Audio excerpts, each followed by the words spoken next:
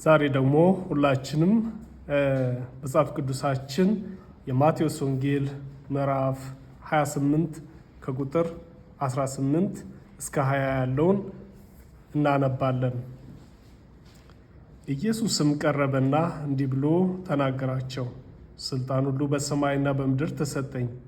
እንግዲህ ሂዱና አሕዛብንም ሁሉ በአብ በወልድና በመንፈስ ቅዱስም እያጠመቃችኋቸው ያዘዟችሁንም ሁሉ እንድጠብቁ እያስተማሯቻቸው ደቀ መዛሙርት አድርጓቸው። እነሆም እኔ እስከ ዓለም ፍጻሜ ድረስ ሁልጊዜ ከእናንተ ጋር ነኝ። በዚህ ቦታ ይህን ቃል የተናገረው ማን ነው?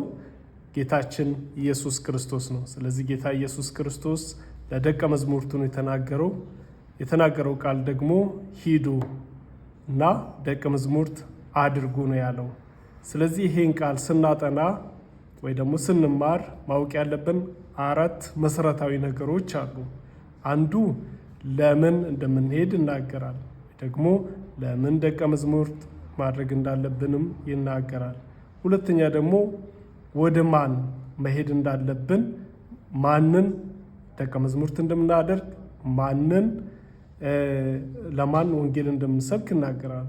ሶስተኛ ሄደን ደግሞ የምንናገረው ምንድን ነው የሚል መልስ ይሰጠናል። የምንናገረው ወንጌልንም ለፍጥረት ስበኩ ነው ብለው።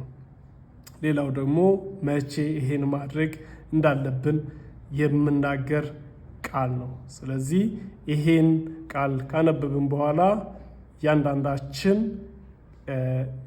ከጓደኞቻችን ጋር ወይ ደግሞ አብረን ከምናጠና ሰዎች ጋር እነዚህ ነገሮች በደንብ ማስተዋል አለብን።